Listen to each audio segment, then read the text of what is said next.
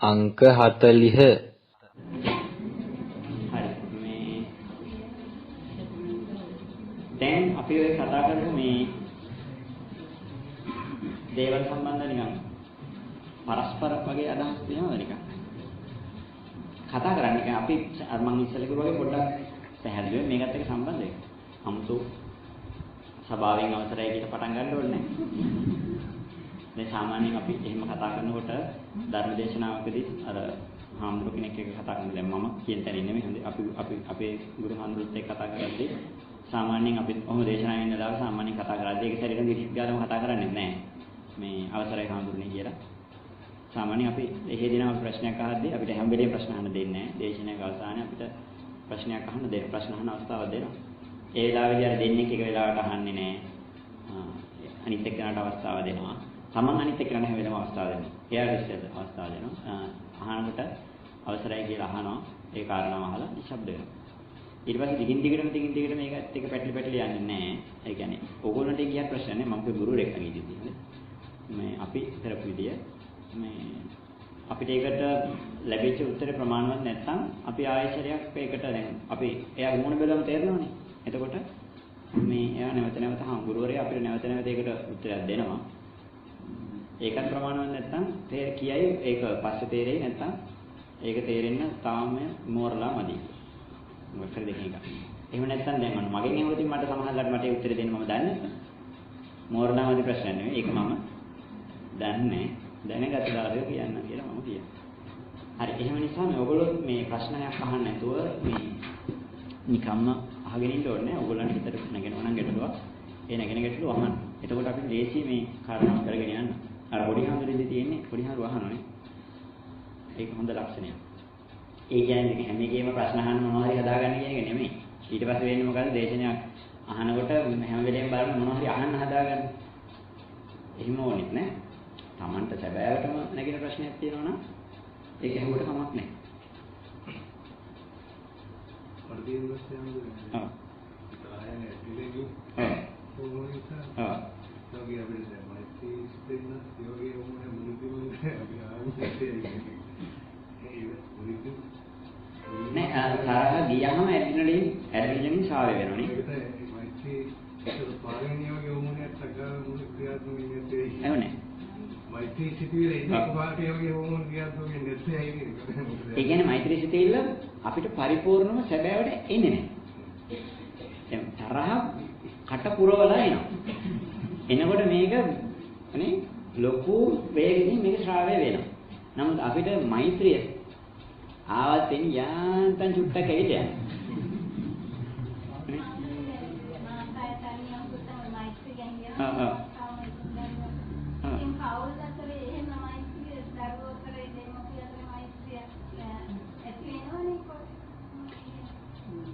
මෙහෙමයි.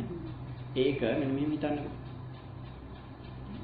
අපි අපේ දරුවන්ගේ සිදුවීම් වලදී අපිට දරුවොත් එක්ක තරහ යනවනේ.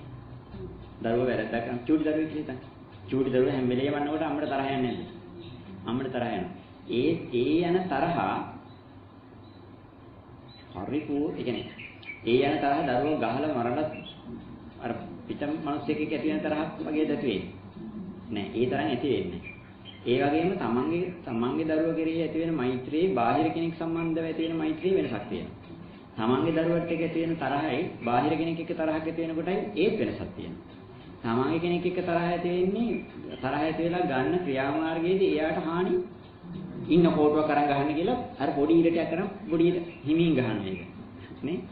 හැබැයි පිටමේ හිකුණා නම් පොල්ල කරන් තමයි දලිබන්නේ. මෛත්‍රියේදී අනිත් පැත්ත වෙනවා.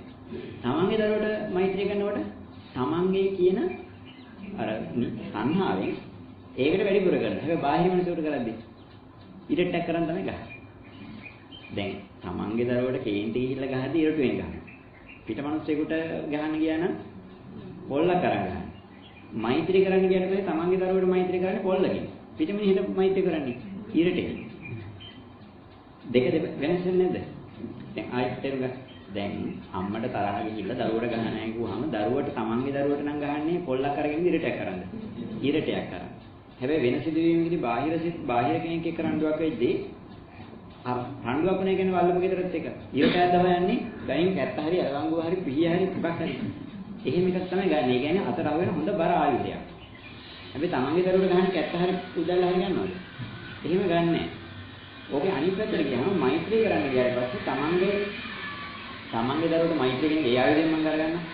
තමන්ගේ දරුවට මෛත්‍රී, තමන්ගේ දරුවට ආදරය කරන්න ගියාට පස්සේ කැත්ත උදැල්ල ගන්නවා. බාහිරින් හේත මෛත්‍රී කරන්න ගියාට පස්සේ ඉරටුව ගන්න. අඩුයි. ඒ කියන්නේ බාහිරට ඒක අඩුව කරනවා. මේක බාහිරට වැඩි කරනවා. එහෙම දෙයක් වෙන්නේ නැද්ද? ඔයගොල්ලෝ තමන්ගේ දරුවට කන්න දෙන්න ගියාම අලද, විතරද, පීකුදුද, රටේම තියෙන හොඳ මෙව්ව අනලා අන්න පුතේ කාකා බබා ඉන්නවන හගුඩු මා ඉන්නවා කීකේ කවන්නේ නැද්ද? දැන් මහත්තයරත් ඔය විදිහට කවනවද? මම ඉතින් දරුවා මහත්තයාට දැන් ඒ තමයි කියන්නේ ගෙදරකනේ නේ. හැබැයි මේ මට්ටමට දැන් අපි බාහිර මිනිස්සුන්ට කන්න දෙනකොට මේ බාහිර කෙනෙකුට කන්න දෙන්නේ ඒ මට්ටමෙන්ද? ඒ මට්ටමෙන් දෙන්නේ. අපි අපේ වෙන කාගේ හරි දරුවෙක් කියන්නකො. එයාට කන්න දෙද්දී අර යාට වෙල තියන නම් ඒ ටික බෙදලා දෙනවා. නමුත් ඒ දරුවටම කන්න යද්දී අපි හොයනවද හොඳම දේ ඒ දරුවටත් දෙන්න ඕන කියලා. හිඟන දරුවෙක් එනවා ගෙදරට. ඒ දරුවටත් මේ මාළුවේ විතරයි පීකුදු විතර පුතේ යන්න පුතේ කාකා කියලා දැන් තමන්ගේ දරුවට වගේ අර දරුවට කවනද? කවන්නේ. අන්න එහෙනම් මාතා යතානි යම් පුත්තං ආයුසායක පුත්තමනරකේ ඒවම්පි සබ්බ භූතේසු. තමන්ගේ දරුවට තමන්ගේ අම්මා තමන්ගේ දරුවට මෛත්‍රී කරන්නේ ඉරටෙන් කියලාද කිව්වේ කැත්තෙන් පොල්ලෙන්ද? කැත්තෙන් පොල් මම දැන් මෛත්‍රී කරන්නේ කැත්තෙන් පොල්ලෙන් කියලා ආයුධය ඒ විදිහටම ගන්න ඕනේ. කැත්තෙන් පොල්ලෙන්. හැබැයි අපි බුදුහාමුදුරු කියනවා පිට දරුවට ඉරටෙන් ගහන්නේ නැතුව මොකක් කරන්නද? කැත්තෙන් පොල්ලෙන් මෛත්‍රී කරන්න කියලා. කැත්තෙන් පොල්ලෙන් මෛත්‍රී තේරෙන්නේ මේක අහන කෙනෙක් තේරෙන්නේ කියන්නේ මොකද්ද කියලා. නමුත් අපි කරන්නේ කොහොමද? තමන්ගේ දරුවට එකක් අනුන්ගේ අයට තව එකක්. ඉතින් ඒ නිසා මේ දැන් ඔය සමහර වෙලාවල් වලට වෙන්නේ ඕක පැත්තකින් තිබේවා කියන්නකෝ. දැන් ඔය මම අද රටේ කතාව පැත්තකින් තියලා ගන්නම්කෝ. අර මේ සුනීත නේද දැන් එක අම්මා කෙනෙක් තාත්තලා දෙන්නේ. නේ? ඒතකොට ඒ තාත්තා තමන්ගේ පුතාට වැඩියෙන් සැලකුවා අනිත් තාත්තගේ පුතාට සැලකුවේ නෑ. ගහලා අර සෝහන කිල්ලකට ගහුවේ නේ. සෝපාගනේ සෝපාග. එතකොට ඒ සිදුවීම් බලන්න. එකම අම්මා තාත්තලා දෙන්නේ. ඒ තාත්තා එකම ගෙදර ඉන්න තමන්ට තාත්තයි කියන දරුවා කියන්නේ. අනේ ඒ දරුවට සැලකුවද? සැලකුවේ නෑ. ඉතින් බාහිර ලෝකෙට ගැන ඉතින් වෙන මොන කතාවද? එකම ගෙදර ඉන්න තමන්ගේ නෝනත් ඒ තමන්ගේ භාර්යාවගෙන් උපදිච්ච දරුවනේ. තමන්ට තාත්තයි කියන්නේ නේ? පුංචි දරුවෙක් වෙන මහා දේවල් දන්නේ නැහැ නේ මේවා තාත්තලාගේ අම්මලාගේ කතාවල් දන්නේ නැහැ. එහෙම කියන දරුවට සැලකුවේ නැහැ කියලා කියන්නේ අනිත් දරුවට සැලකෙන එක ගැන කොමන කතාවද? ඉතින් ඒකයි කියන්නේ මේ මෛත්‍රී සාගත හිත අපේ හිතන තේරෙන දෙකින් පැහැදිලිව ආවා. තමන්ගේ එකම දරුවට සැලකෙන විදිහට ඇත්තටම ලෝකෙට සැලකන්න පුළුවන් නම් කිසි ප්‍රශ්නයක් නැහැ. ඕක කරන්න දැන් හිතන්න අපිට හැමෝටම හිතෙන දේ තමයි බුදුහාඳුරු කියපු ධර්ම හරි සරල දෙයක් කියලා. මේක හැමෝටම දන්නේ එක මෛත්‍රී කරන එක. හැමෝටම කරන්න පුළුවන් එකක් කියලා. හොඳට මතක තියාගන්න මෙන්න මේ මෛත්‍රී හිත වඩන්න හොඳ ශක්තිමත් ආත්ම භාවයක් පරිහරණය කරන්න ඕනේ. මේක පරිහරණය කරන මිනිස්සු ඕගොල්ලෝ හිතන්න ඔන්න ඔය මට්ටමේ ලෝක ගැන හිතන මිනිස්සු ශක්තිමත් නැද්ද? සැබවින්ම ශක්තිමත්. ඒ මිනිස්සුන්ට අනිත් මිනිස්සු ප්‍රිය වෙන්නේ නැද්ද? මේක ඉතින් ආයේ ආශ්චර්යයක් විදිහට වෙන්න ඕනේ. මේක ඕගොල්ලෝ අපි කරන කරපු දවස් ඉඳලා අපිට මිනිස්සු ප්‍රිය වෙන්නේ ගහන්න දෙයක් නැහැ. එතකොට හිතෙන්නේ මේක කර්ම ශක්තියකින් වෙනවද? එහෙමද නෙමෙයිනේ. අපි දන්නෝනේ මොනවා හරි බත් කෑවම බඩ පිරෙනවනේ. හොඳට බත් පිරවල එකට අනලා කෑවම බඩ පිරෙනවා කියලා දන්නවා වගේ මේක කරොත් අරක වෙන්නේ නැහැ කියන එක ඒ තරම් විශ්වාසයි. නමුත් ප්‍රශ්නේ තියෙන්නේ අපි හිතන්නේ සියලු සත්‍යයන් දුක්ඛෙත්වා කියවහම අපිට ලොකු ප්‍රශ්නයක්. මට තිබෙච්ච ලොකුම ප්‍රශ්නේ සියලු සත්‍යයන් දුක්ඛෙත්වා නිරෝගී වේවා කියලා අපි හිතින් වඩනකොට අපිට කොහොමද දෙයියෝ මිනිස්සුયો ප්‍රිය වෙලා අපිට හොඳට නිින්ද යන්නේ? මේ හේතුවල සම්බන්ධයක් නැහැ නේ? එහෙනම් ඒ ටික වෙන්නේ මම මෙහෙම දැන් මන්ත්‍රයක් කිව්ව අපි දන්නා දැන් මන්ත්‍රයක් කිව්වහම අපි හිතමු දැන් ඔන්න අර කුල්ල කරකවන මන්ත්‍රය කියලා එකක් තියෙනවනේ. ඒක මන්ත්‍රය කිව්වහම අපිට පොදු ප්‍රශ්නයක් තියෙන දැන් මේ කොහොමද මන්ත්‍රය කිව්වම කුල්ල කරගෙන්නේ? හැබැයි ක්‍රමවේද දන්නේ නැති කියන්නේ වෙන්නේ කොහොමද කියලා දන්නේ නැතුනට එහෙම කිව්වහම එහෙම වෙනවා. අපි ඉතින් අර ටික දන්නේ නැති ටික මොකක් කරනවද? අපි ඉතින් ඕක හොයන්න ඕනේ නැහැ. මෙහෙම කරාම මෙහෙම වෙනවනේ. මේ මැද කියලින් අපි මම හිතන් ඉන්නේ දැන් අපිටත් හිතෙනවා මෛත්‍රී කිව්වහම අහම කරාම මෙහෙම වෙනව. වෙන්නේ කොහොමද කියලා. ඒක ඕනේ නැහැ. දන්නේ නැහැ. ඕනේ. ඒක හොයන්න ඕනේ නැහැ. අහම කරාම මෙහෙම වෙනවා නම් ඉච්චරයි වෙන්න ඕනේ. අන්න උතනින් අපි නොදන්න ටික කියන ඒක අපිට ඌමනා නැති දෙයක් කියලා බුදුහාඳුරුත් මේවා කියලා නැහැ. බුදුහාඳුරුත් මේවා පැහැදිලි කරලා නෙමෙයි දීලා තියෙන්නේ. මේක අහම් වෙනවා මෙහෙම කරනවා කියන දේ අහලා ඉන්න තියෙන්නේ. ආයෙ මේක විමර්ශනය කරන්න දෙයක් නැහැ කියලා අපි මොකද කරාද? සියලු සත්‍යයන් දුක්ඛතා නිරෝගී වේවා කියවම අහම වෙයි කියලා අපි හිතන් හිටියා. ඇත්තට මෙහෙම වෙනවද? වෙන්නේ නැහැ. වෙන්නේ නැති බව දැන් අත්දැකීමෙන්ම දන්නවා. අපිට දැන් තේරෙනවනේ. අපි මෛත්‍රී වඩලා නැද්ද? වඩලා තියෙනවා. දැන් මේ උදේට දාම් පාසලේදී වුණත් දැන් ළමයි මෛත්‍රී වඩන්නේ නැද්ද? ලතෝනි දිදී වඩන්නේ නේ. සියලු සත්‍යෝ ඊවැටි ලතෝනි දෙනවා. නිදුක් වේවා නිරෝගී වේවා අවසානයේ මොකක් කියනද? නිවන් දකීවා කියලා කියනවා. ඉතින් නිදුක් වෙන එක නිරෝගී වෙන එක වෙන්නේ නැත්නම් එහෙම කිව්වහම නිවන් දකින්නේ කොහොමද? ඒක වෙන්නේ නැහැ. එහෙනම් ඔය කියන එකේ ප්‍රතිඵලය මොකද්ද? ඇත්තටම ප්‍රතිඵලය නෑ තමයි. ප්‍රතිඵලය තියෙනවා නම් ලැබෙන්නේ පාය මෙච්චර කල් කරලා. නේ? දැන් බුදුහාඳුරු කියන අකාලිකයි, ඕපනයිකයි, නේ? ප්‍රජ්ජත්තම් වේිතබ්බෝ. අකාලික ඒහිපස්සිකෝ කියලා කියන ඇවිල්ලා බලන්න කියනවා. මෛත්‍රිය කරොත් මොකක් වෙනවද කියනද? අර 10 ලැබෙනයි කියනවා. දැන් අපි කරාට එකක් ලැබෙන්නේ. පේන්නේ. දකින්න මොකොත් නැහැ. ඒතකොට දැන් අපි කියන්නේ මොකද? ඒක බුදුහාමුදුරන් කාලයට ලැබුණාට දැන් අපේ කාලේ දැන් මේ කලියුගේ නෙවෙයි. මේ කාලේ දැන් 21 වෙනි සියවසේ රෝග අදාන්නේ. ඕක ඉතුරු 6 වෙනි සියවසේ තමයි යෝව වුනේ. දැන් අපිට ඕක වෙන්න විදිහක් නැහැ කියලා. දැන් ඔය සමහර කියන්නේ දැන් රහතන් වහන්සේලා බිහි වෙන්නේ රහතන් වහන්සේලා මේ සාසෝවන් සකෘදාගාමීන් බිහි වුණේ බුදුහාමුදුරන් කාලේ අද කාලේ බිහි වෙන්න විදිහක් නැහැ කියලා කියනවානේ. දැන් ආන්දරණු කියනවානේ දානකට ගියාට පස්සේ අතීතයේ හිටිය ආර්ය මහා සංඝරත්නය දැන් ආර්ය මහා සංඝරත්නය නෑ. දැන් ඉන්නේ කවුද? සම්මුති සංඝයා. ආර්ය සංඝයා සිහි කරගෙන සම්මුති සංඝයාට දන් දෙනවා. ඒකෙන් කියනවා අපි ඉන්නේ මොකටද? අපි මේ ඩුප්ලිකේට් එකක්. නේ? එදා තමයි හිටියේ. ඒ නම විකුණගෙන තමයි අපි මේ කන්නේ. අපි එයාලගේ නියෝජනයක් විතරයි. ඒ නියෝජනයක් විතරයි කියලා කියන්නේ මොකද්ද? එහෙමත් කියලා කියනවා කවදක හරි මේ ශාසනයේ කාසාව කණ්ඨකය දක්වා පිළිහෙනවා. කාසාව කණ්ඨකය කියලා කියන්නේ මොකද්ද? කහන උලක් ගැට ගහගෙන ඉන්නවලු දහමක් දන්නේ නැහැ පිළිපදින්නේ නැහැ කියලා. ඉතින් කහන උල මොකෝ කහ සිවුර මොකෝ. දැන් නූලක් ගැට ගහන් හිටියා සිවුර දාගෙන හිටියා දහම දන්නේ නැහැ දහම පිළිපදින්නේ නැහැ කියලා ඉන්නේ කාසාව කණ්ඨකය නෙමෙයි. දැන් බුදුහාම කියන්නේ කහ නූලක් දාගෙන ඉන්නවා දහම දන්නේ නැහැ පිළිපදින්නේ නැහැ කියන එක. ඉතින් අපි අර ආර්ය සංඝයා නැහැ කියලා කියන්නේ අපි දන්න මට්ටමින් ඉන්නේ කොහොමද අපි එහෙම කියන්නේ? ඒ නිසා මෛත්‍රිය වැඩුවොතින් මෛත්‍රිය ප්‍රතිඵල උපදින්නේ නැහැ කියලා කාටවත්. අපි හිතාගන්නේ අපි මේ මෛත්‍රිය වඩනවා ඒ වුණාට ප්‍රතිඵල උපදින්නේ නැහැ. උදාහරණ කියන හේතුවට අනුතරවම ඵලය උපදිනවා කියලා.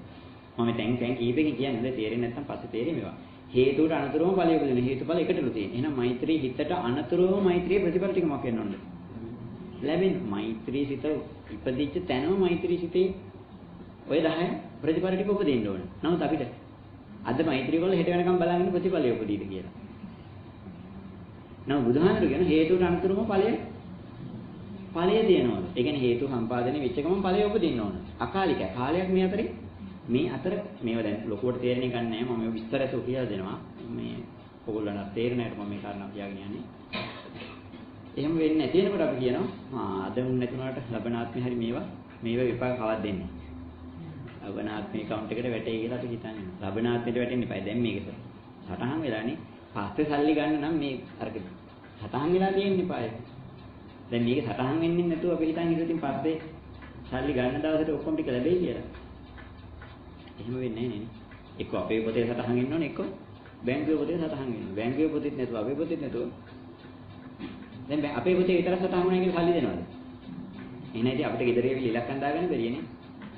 අවසාන ඉලක්කම් ටිකට බින්දු ටිකක් වැඩි කරගන්න ඉන්නේ තියෙන්නේ නේ. 800 1000 කරගත්ත බින්දුවයි තව බින්දු දෙකක් තුනක් දැම්මම 8 ලක්ෂ කරගන්න පුළුවන් වගේ. එහෙනම් අපේ ගාව නිකන් හිතේ තියාගත්ත රෙන්නේ මේක මොකක් වෙනවද? බැංකුවේ සටහන් වෙනවා වගේ අපි මෛත්‍රී හිතේ ඉපැද්දුවට වැඩන්නේ මේ මෛත්‍රී හිත මොකක් කරන්නවද? මේ මහ පොළොව තුළ ක්‍රියාත්මක කරන්න ඕනේ. නේ? මෛත්‍රී සිත මහ පොළොව තුළ ක්‍රියාත්මක වෙන්න මෛත්‍රී මහ පොළොව තුළ ක්‍රියාත්මක වෙනකොට ඒක තමන්ගේ හිතේ උපදින්න ඕන. තමන්ගේ පොතේ සටහන් වෙන්න ඕන. එහෙම නැත්නම් චේතනාම්බිකවේ කම්ම. කොච්චර මෛත්‍රී සාගත වැඩ කරත් කරන්නේ ඒක අවබෝධයෙන් චේතනාවකින් පිටෙක් කරලා. එතකොට ක්‍රියාත්මක වීම හොඳ දෙයක්. නමුත් චේතනාව තිබුණේ නැත්තම් අපිට අත්හැරදීම වලින් යහපත් දේවල් එන්නේ නැද්ද මිනිසුන්ට? අපි කරපු අත්හැරදීම. අපේ අත්හැරදීමකින් ලෝකෙට ලොකු යහපතක් වෙනවා. ලෝකෙම මිනිස්සු හිතනවා මේ මිනිස්සුයා කරන දේ ලෝකෙට පුදුමාකාර යහපතක්. එහෙම අර ඔය කතාවක් තියෙනවා. දවසක් මම මේ තේරුම් ගන්න කියන්නේ සිතේල තේරුම් ගන්න කතන්දර අහන්න නෙමෙයි හොඳේ. මේක මම කිව්වද මන්ද මෙහෙම. දවසක් ඔන්න මේ මොකද පාලමක් ළඟ ගංගාවක් ගාව පාලමක් පාරත් එක පාලමක් තියෙනවා. මේ පාලම ගාව විශාල පිරිසක් එකතු වෙලා ඉන්නවා. එකතු වෙලා ඉන්නේ මොකද එතෙන්ට මිනිස්සෙක් වතුරට වැටිලා දැන් මේ කට්ටියම මේ මිනිස්සෙ බේර ගන්න වට වෙලා ඉන්න කවුරුත් දැන් වතුරට බහින්නේ නැහැ. ඔහොම ඉන්න අතරේ එක සැරේට 100 කෙනෙක් එතන ඉඳපු තරුණයන් හිටියා 100 කෙනෙක් වතුරට පැනලා මේ දරුවව බේරගෙන ගොඩට ආවා. ගොඩට ආවට පස්සේ දැන් අනිත් අය හරි සන්තෝෂ මේ මෙතන මේ තරුණ ඉලන්දාරියරුන් හිටියේ එකක්වත් මේකට බැස්සේ නැහැ. අර හිටපු වයසකම 100 කෙනෙක් තමයි. මේකට බැහැලා දැන් ඉතින් කට්ටියටම එයා නිකන් වීරයෙක් වගේ. ඉතින් කට්ටිය අහනවා මේ 100 බලන්නකො මෙච්චර කට්ටියක් ඉඳිද්දී ඔබතුමාට කොහොමද හිතුනේ මේ ළමයා බේරගන්න මෙච්චර අදිෂ්ඨානයක් ආවේ නේ? එහෙම කිව්වට පස්සේ කිව්වලු බේරගත්ත එක නෙමෙයි මම මේ බලන්නේ මාව තල්ලු කරපු එකම කාටද කියලා. නේ? මොකද්ද වෙලා තියෙන්නේ? අර පාලමුඩේ දැන් කට්ටිය බලන් ඉන්න අතරේ පිටිපස්සේ හිටපු කොල්ලෙක් අර 100ව වතුරට තල්ලු කළා. දැන් ලෝකෙටම වෙන්නේ මොකද්ද? මේ 100 වීරයෙක් වගේ අර තරුණ පිරිසක් ඉන්න අතරේ පැනලා ළමයව බේරගත්තා කියලා. එතකොට චේතනාවකින් දෙක කරේ. ඒක චේතනාවකින් කරේ නැහැ. ඒ කියන්නේ ඒක එහෙ තමන්ගේ පොතේ සටහන් වෙලා නැහැ. එහෙ සටහන් වෙලා. කායික ක්‍රියාව සිද්ධ වෙලා තියෙනවා. මානසික ක්‍රියාව මානසිකව සිද්ධ වෙන ඕන දේ සිද්ධ වුණේ නැහැ. එහෙමවත් මේකේ කර්මය කායික ක්‍රියාව හොඳද නැද්ද? චේතනාව මොකද? චේතනාව හිතලා දැන් එයාට මහා හොඳ විපාකයක් දෙකට ලැබෙන්නේ නැහැ. බාහිරින් ලැබෙන ප්‍රතිචාරය ඒ වෙලේ උපදින කායික ක්‍රියාවට ලැබෙන ප්‍රතිචාරය ලැබෙනවා. අරක නොකිය හිටියනම් මනුස්සයෙක් ලොකු ප්‍රශංසා ටිකක් ගමේ එතන හිට මිනිස්සුන්ගෙන් ලැබෙන්න තිබුණා. හැබැයි කර්ම විපාකේ දිනමුත් ලැබෙන්නේ. ඇයි ඒ? ඒ මනුස්සයා කර්ම විපාකේ දිනමුත් කරගත්තේ නැහැ නේ. يعني චේතනාවේ තුනකව යම් දෙයක් කරගත්තේ නැහැ. ඒ වගේ මේක තමන්ගේ හිතේ ඒ පිරිසිදු අවබෝධය පැහැදිලිව තියෙන්නත් ඕන, මෛත්‍රී සාගත හිත තියෙන්නත් ඕන. ඒක මේ තුල ක්‍රියාත්මක වෙන්නත් ඕන. ඒකයි කියන්නේ මිනිහෙක් මරණයි කියලා හිතුවට පව සිද්ධ වෙන්නේ නැහැ. සමහරවිට අපි දරුවට කියලා නැද්ද ඕන තරම් තෝ අර මිනිස්සුන්ට කියලා නැද්ද? මම තෝ මරණයි කියලා. කී වාරයක් කියලාද? අපේ කටෙන් කී වාරයක් ඔය මරණයි කියලා කියවෙලා යද්ද? කී දෙනෙක් මරපුවා ඉන්නවද කියන්නේ කොහෙද? මිනිස්සු කවුරු හරි මරලා තියෙනවද? එක්කෙනෙක්වත් ඕක කරලා නැහැ. ඒ කියන්නේ අපි මෛත්‍රී කරන්න කොච්චර උනන්දු කරලා කියන්නේ අපි මෛත්‍රී කරනවා කියලා වාර ඕන තරම් කියලාද? හැබැයි කවදාක මෛත්‍රී කළා නැහැ. මරණ නැහැ කියලා දවස් වාරයක් අපේ කටින් කියලාද? අඬු කඩනවා මරනවා තෝ මුච්චන් කන මරන් කන්නේ කියලා කියන සමහරුනේ. තෝ මරන් එහෙම කියන ඉන්නවා. අර හොඳ නෑ මේක කියන්නේ නැද්ද? මම දන්න මෙතන කිසිම කෙනෙක් කවුරුවත් මිනිස්සෙක් මරාගෙන කාපු වෙන්නේ නැහැ. ඒ කියන්නේ මොකද මේ කියන එක ක්‍රියාත්මක වෙන්නේ. ක්‍රියාත්මක වුණොත් තමයි අන්න ඒ ක්‍රියාත්මක වෙන මොහොතේ සැබෑ චිත්තය උපදින්නේ. අන්නේ චිත්තේ අතිශය යකේ. දැන් මරන් කනේකොට යකෙක්ද? යකේගේ මානසික මට්ටමක එන්නේ නැහැ. යකේගේ මානසික මට්ටමක එනවනම් මරාගෙන අර දරුවෙක් උපදින්න මම උපද්දවනවා කියලා හිතුවට වැඩක් නැහැ. දරුවෙක් උපද්දවන වෙලාවයි අම්ම කෙනෙකුට දැනෙන ඒ කියන්නේ වේදනාවල් හරි ඒ දැනීම කියන්නේ දැන් වේදනාවල් මේක කිය බය වෙනෝනේ නේ. ඒ දැනෙන දැනීමක් තියෙනෝනේ. ඒ දැනෙන දැනීම අම්ම කෙනෙක් කොච්චර මේ දරුවෙක් බිහි කරනවා කියන එකේ ක්‍රියාවලියේ තියෙන හැඟීම කියන එක දැනෙන්නේ ඒ මොහොතට. ඒක ඉතල දැනෙන්නේ නැහැ ඒක. ඒ අම්මට උනත් ඒ සිදුවීමට සම්මුඛ වෙන්න විනාඩියක ඉස්සෙල්ල එක දැනෙනවා. විනාඩියක ඉස්සෙල්ල දැනෙන්න ඕන ටික විනාඩියක ඉස්සෙල්ල දැනෙන. හැබැයි බිහි වෙන වෙලාවේ දැනෙන එක දැනෙන්නේ කොයි වෙලාවද? බිහි වෙන වෙලාවට විතරමයි. අන්න ඒ වගේ මේ මෛත්‍රිය කායික කියන්නේ මේ මහ පොළොව තුළ ක්‍රියාත්මක වෙන වෙලාවට විතරමයි ඒ ක්‍රියාත්මක වෙලාවට වෙන වෙලාවට දැනෙන දැනීම. දැන් අන්න ඒ වෙලාවට විතරමයි ඒ දැනීම නිසා හටගන්න අර ශාරීරික සහය වෙන දේවල් ටික ඡාය වෙන්නේ. එහෙනම් හිතන්න එරමිනියක තම භාවනා කරාම මොකද වෙයිද? වෙන්නේ නැහැ. එහෙනම් දැන් අපිට මොකද කරන්න තියෙන්නේ? අපිට භාවනා කරන එකට ඉස්සෙල්ලා කරන්න තියෙනවා මේ මහ පොළොව තුල. දැන් ඔන්න අර මේ දැන් සාමාන්‍යයෙන් අපි කුණ්ඩලිනී ශක්තිය ගැන කතා කරනවානේ. ඔන්න ඒ කුණ්ඩලිනී ශක්තිය ඔය චක්‍රවදි කිරීම සම්බන්ධව කතා කරන්නේ. ඔන්න ඔය චක්‍රවල මුල් චක්‍ර ටික, චක්‍ර අවදි වීම සම්බන්ධ මුල් දේවල් ටික ඔය යෝග භාවනා කරලා උපද්දවනවා කියන ඕක ඒක කරායත් ඒක ස්ථාවර නැහැ. මම දන්නේ උපද්දවන්න පුළුවන් බැරි නෑ. ඒක ස්ථාවර නැහැ. මේක ස්ථාවර උපද්දවන්න පුළුවන් ක්‍රමයේ බුදුහාඳුරු ඒ යෝග භාවනා බුදුහාඳුරු කරන්නේ නැත්තේ. බුදුහාඳුරු වික්ෂුණා කියලා දෙන්නේ මොකද්ද? කම්මස්සගත සම්මාදිට්ඨිය, මග්ගණුල සම්මාදිට්ඨිය, මාර්ග සම්මාදිට්ඨිය. සම්මාදිට්ඨිය ටිකක් කතා කරන්නේ. ඒකේ කම්මස්සගතාවෙන් මොකක් කරනවද? මේ මහ පොළොව තුළ මේක ක්‍රියාත්මක කරන මට්ටම කියලා දෙනවා. මෙන්න මේ මට්ටමේ මෙන්න මේ හැඟීමෙන් මේ මට්ටමේ ක්‍රියාත්මක වෙනවා. එතකොටයි මෙන්න මේ සිතිවිල්ල උපදින්නේ. මේ මට්ටමේ මේ සිතිවිල්ලෙන් මේ සිතිවිල්ල මේ මට්ටමින් තියලා ඒකට කාය ක්‍රියාවත් මුසු වෙනකොටයි ශරීරයෙන් ඒ නිකුත් වෙන්න ඕන දේ නිකුත් වෙන්නේ. අන්න ඒ මට්ටම වල තමයි මේ චක්‍ර මුල් චක්‍ර අවදි වීම කියන ඒවා ස්ථාවරව සිද්ධ වෙන්නේ. ඒ මට්ටමින් පුහුණුනොත් එයාගේ ඒ අවදි වීම ආයි පහළට වැටෙන්නේ. පහළ වැටෙන්නේ නැති නිසා තමයි කියන්නේ සෝතාපන්නය ආයි කවදාකවත් පෘථග්ජනිය වෙන්නේ නැහැ. අෂ්ටම ධානය ලැබපු කෙනා කිසිම ධානයක් නැති මට්ටමට එන්න පුළුවන්ද බැරිද? එන්න පුළුවන්. හැබැයි සෝතාපන්නය ආයි කවදාකවත් ඈ සෝතාපන්නය නැවත විපජ්ජය සතරේ ඒක එහෙම වෙනවනම් මේ මගුල කරලා වැඩ නැහැ. මේකනේ කාරණා. අර පැච් එකක් ගියපු ටයර් එකට හුලං ගහනවා වගේ වැඩක් මේකේ මොනවා. එහෙම නැති වෙන විදිය නෑනේ සක්කාය දිට් දැන් ඔන්න මෙහෙම ගන්න. මේක ඔයගොල්ලෝ උස්සරහට යද්දි තේරෙන්නේ එක වෙන්නේ නැහැ කියලා. මේක අනුන් කියන එක වැඩක් නැහැ. Tamanට තේරෙන්නේ. මොකද මේ හිතන්නකො. ඔන්න මට උදාහරණයක් කියන්න බෑ. හරි. අපි කියනවා ඔන්න එළියට දැන් අපි ජනාධිපතිතුමා ගැන කතා කරන්නේ. ඔන්න එළිය ජනාධිපතිතුමා ඇවිල්ලා ඉන්නවා කියලා. දැන් ඔයගොල්ලෝ මම කිව්වා අන්න දැන් අතන ඇවිල්ලා ඉන්නවා කියලා කිව්වොත් ඔයගොල්ලෝ පිළිගන්නවද? එහෙම වෙන්නේ කොහොමද වහඳුරන්නේ ජනාධිපතිතුමා දැන් කොහොමද මෙතන ඇවිල්ලා ඉන්නේ? එහෙමනම් ඉතින් ස්කොඩ් එකකින් ඇවිල්ලා ප්‍රචාරය කරලා මෙහෙම වෙන්න එපානේ. මම කිව්වට ඔයගොල්ලෝ දැන් පිළිගන්නේ නැහැ. එන්නකො එක්කන් යන්න කියලා ගිහිල්ලා එක සැරයක් එයා ඉන්න දැක්කා. දැක්කට පස්සේ ආයි මේ මම අමුතෙන් කියන්නොත් පිළිගන්න කියලා. ඕගොල්ලෝගේ ඇස් දෙකෙන්ම දකින්න. දැන් ඕක කවදද ඕගොල්ලෝ ජනාධිපතිතුමා මෙතෙන්ට ආවේ නැහැ කියන එක ආවයි කියන එක මේ කියන්නේ ඒක හිතින් අයින් වෙලා යන්නේ කවද්ද? කවදාකවත් අයින් වෙන්නේ නැහැ. ආව ඇස් දෙකෙන් දැක්කා. දැක්කට පස්සේ ආයි ඒක වෙනස් වෙන්නේ නැහැ. ආයෙ ටික දවසකින් කියයිද නෑ නෑ ආවේ නෑ කියලා. එහෙම වෙන්නේ නෑ වගේ මේ සක්කාය දිට්ඨිය පළවෙනි මාර්ගසිතින් මේ සක්කාය දිට්ඨිය දුරු වෙලා මේ අපි ඔබ කතා කරනකොට තේරෙයි. මේ එකේ වෙනස මේ නාම රූප වෙන්වීම. අපි දැන් අදාළ දෙයක් නේ මෙතෙන්ට අදාළ නෑ. මේ නාම රූප පරිච්ඡේදයේ වුණොත් එක මොහොතකට ආයෙ ඒක එකතු වෙන්නේ. ඒක තේරෙයි. ඔවා එහෙම වෙන්නේ. සෝතාපන්නය ආයෙ පුතඥ වෙනවා නම් ආත්මහතෙන් මෙහා බුදුහාර කියනෝනේ නතේ බවන් අට්ටමං ආදීයන්තේ කියලානේ. එහෙනම් ඒක තව බොරුනේ. ඔය එක මිනිස්සු මම අර සුනේත් අපි පොතක් බැලුවනේ නේ. අර කවුද මම නම් මතක නැහැ. මම ඔක දවසක් ගෙනල්ලා පෙන්නන්නම්.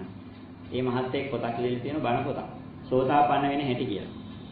ඒක බැලුවොත් ඕගොල්ලෝ මේ වෙද්දි සෝතාපන්න මාර්ගස්තය. අෂ්ටාරි පුජ්‍යල තමයි මෙතන ඉන්නේ ඔක්කොම. ඒ පොත කියවුවොත් මම දවසක් ගන්න කියවන්නම් මෙතෙන්දී. අපි දැම්ම නෙමෙයි අපි ඉස්සරහට ගැන කතා කරනකොට ඒ පොතේ තියෙන මොකද්ද? දැන් ඊයේ මම කියවනේ වලන්නේ.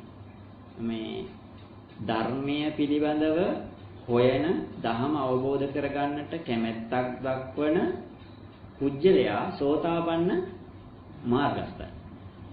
ධර්මයේ පිළිබඳව ධහම අවබෝධ කරගන්න කැමැති ධර්මයේ පිළිබඳව හොයන පුජ්‍යලයෝ සියලු දෙනාම කවුද දැන්? සෝතාපන්න මාර්ගස්තයෝ. ඒ කියන්නේ අෂ්ටාරි පුජ්‍යල සංඝයාගෙන් එක කොටසක්. දැන් අපි කවුද? ආර්යයන් වහන්සේ. පාවඩ දාලා වුණ ගෙදරට ගන්නෑ. ඇයි ආර්යයන් වහන්සේ කෙනෙක් නේ? ඇයි මේ? ඕගොල්ලෝ දැන් ධර්මයට කැමති නැද්ද? ධර්මයේ පිළිබඳව හොයන්නේ නැද්ද? හොයන. ඒ පොතේ තියෙන්නේ සෝතාපන්න මාර්ගස්ත වෙන්නේ එහෙමයි කියලා. ඒ වුණත් දී කොච්චර සෝතාපන්න මේ මధుරට ගෙවුවම් 100 200 වැටෙන්න ඕන.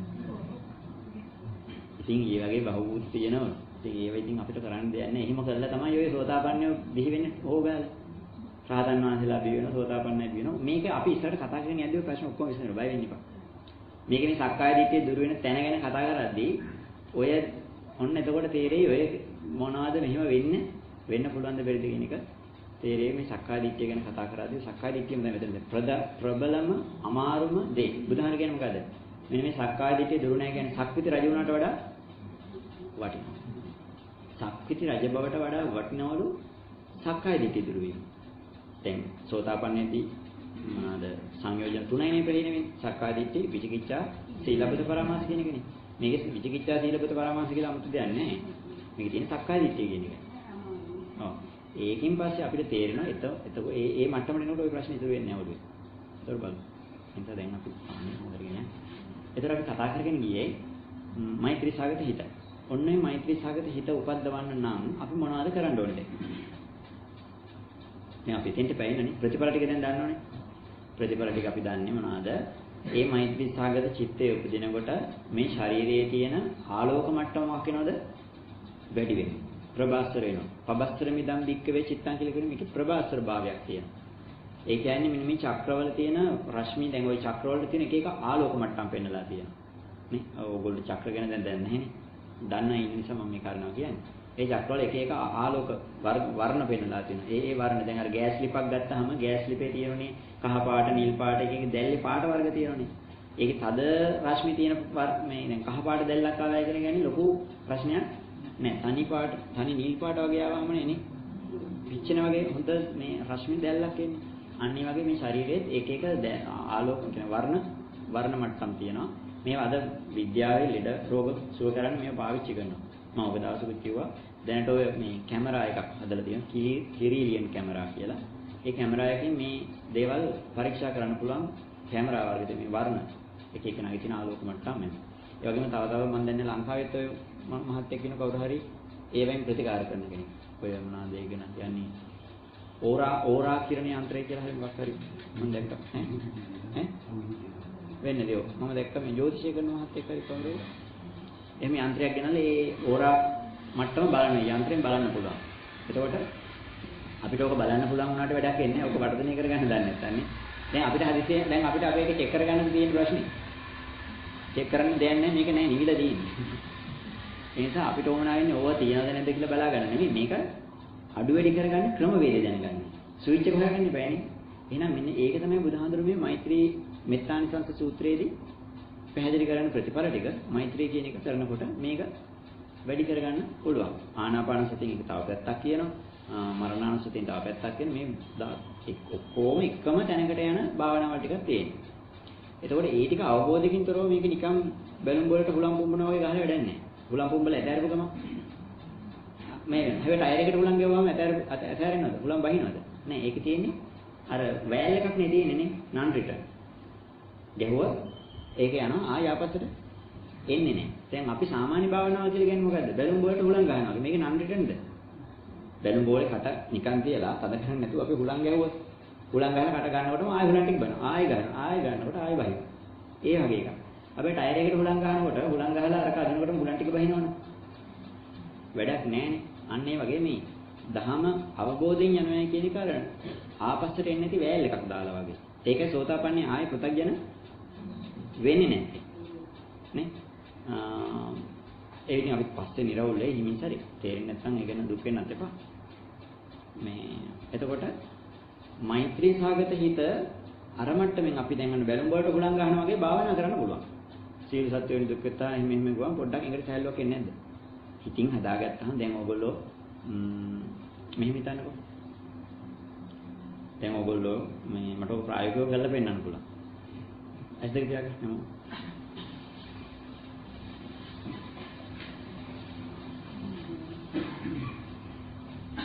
දැන් ඔන්න හොඳ සිහිපත් කරගන්න දැන් අපි මේ ව්‍යායාමයක් කරන්න තමයි හදන්නේ. දැන් අපේ ඇඟේ අපිට කොලෙස්ටරෝල් තියෙනවා, අපිට දියවැඩියාව තියෙනවා, අපි ශාරීරික ව්‍යායාම කරන්නේ නැහැ. ඒ නිසා තමයි අපිට මේ ගොඩාක් ලෙඩ රෝග ඇතිලා තියෙන්නේ. දැන් ඔන්න අපි හිතින් මවා ගන්නවා. අපි දැන් ඉන්නේ මේ මෙතන පන්සලට ඇතුල් වෙන තැන පාරේ. අපි හැමෝම. දැන් අපි හදන්නේ එතන ඉඳලා වරාපිටිය හන්දිය ඉඳලා කිරම හන්දිය දක්වා දුවන්න. දැන් ඔන්න පාරේ ඉන්නේ. දැන් ඔන්න අපි දුවන්න පටන් ගන්නවා. ඔයගොල්ලෝ හිතින් දකින්න Taman දැන් ඔන්න ශරීර ව්‍යායාම වෙන විදියට මේ පාරේ සාමාන්‍ය වේගකින් දුවනවා. දුවගෙන යනවා. දැන් මේ ඔන්න ඔය එතන කඩේ ගාව එතන කන්ද නගිනවා.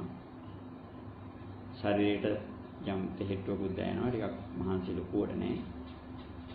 කන්ද නගිනකොට ටිකක් මහන්සිය දැනෙනවා. ඒත් අපි වේගින් දුවගෙන යනවා. ඊටසේ කන්ද බුදුනට නැගලා අපි තවමත් දුවගෙන යන්නේ එකම වේගයෙන්. එතන පල්ලම බැහැගෙන දුවගෙන ගිහිල්ලා වරාපිටිය හන්දියෙන් අපි හැරෙනවා කිරම පැත්ත. තාමත් එකම වේගකින් අපි දුවගෙන යන්නේ. දැන් අපිට ටිකක් හතිත් වෙනවා සමහරුන්ට දුවල නැති නිසා පුරුද්දක් නැති නිසා හති කකුලුත් දැන් ටිකක් පිදෙනවා නවත්තන්න ඕන කියලා හිතනවා වගේ. දැන් අපි කඩපොළ හරියට ඔය කඩවල් පේළිය ටික හරිය වගේ පව කරගෙන යනවා දුවනවා. දැන් ඇත්තටම ගොඩාක් හති මහන්සි වෙනවා. දැන් ඉතින් ඇඟෙන් දාඩි දාලා කකුල් රිදෙනවා හති දානවා. පපුවත් ටිකක් හිර වෙලා රිදෙනවා වගේ දැනෙනවා. දැන් ඒත් අපි දුවගෙන ඉස්සරහට යනවා. දැන් අපි එතන කඩපේළිය ඉස්සරහින් හිමින්සරේ කියන්නේ වේගය ටිකක් අඩු වෙලා තියෙනවා. ඒත් දුවගෙන යනවා. හරියට පපුව රිදෙනවා මහන්සි. දාඩිය බේරෙනවා. කිරමඩ දුවන්න තමයි ගියේ. දැනටමත් හති වැටිලා. හරි. දැන් අපි උතන හති වැටිලා නවතිනවා. දැන් ඇස්සරින් බලන්න. දැන් ඕගොල්ලන්ට හති වැටිලාද? දාඩිය බේරෙන්නද බලන්න. දාඩිය බේරෙන්නේ නැහැ. හෘද ස්පන්දන වේගය වැඩි වෙලාද බලන්න. ඒ වැඩි වෙලා නැහැ. හැබැයි යම් කිසි හැඟීමක් එන්නේ නැද්ද ඔක කරනකොට? වරාපිටියට යනවා, පේනවා, හන්දියෙන් හැරෙනවා දැනෙනවානේ. මෙන්න මේ දේවල් ටික දැනෙන්නේ නැද්ද? දැනෙනවා. ඒ දැනෙනකොට ඒ පරිසරය තුළ පෙර අත්දැකීම් ටික මේ ඇඟට දැනෙන්නේ නැද්ද? තෙහෙට්ටුව කියලා කිව්වහම මීට පෙර දැනෙච්ච තෙහෙට්ටුවක් දැනෙන්නේ නැද්ද? හොඳට ගත්තනම් දැනෙන්න ඕන. කකුල රිදෙනවා, පපුව රිදෙනවා කියවම මීට පෙර කොහෙදී හරි දුවනකොට දැනෙච්ච තෙහෙට්ටුවක්, පපුව රිදීමක් ඒ හැඟීම් ටික එන්නේ නැද්ද? මේ හැඟීම කියලා කියන්නේ මීට පෙර දැනෙච්ච එකක් මිසක සත්‍ය වශයෙන් මෙතන දැනෙච්ච එකද? සත්‍ය වශයෙන් මෙතන දැනෙන්නේ දුවන්නේ පායක.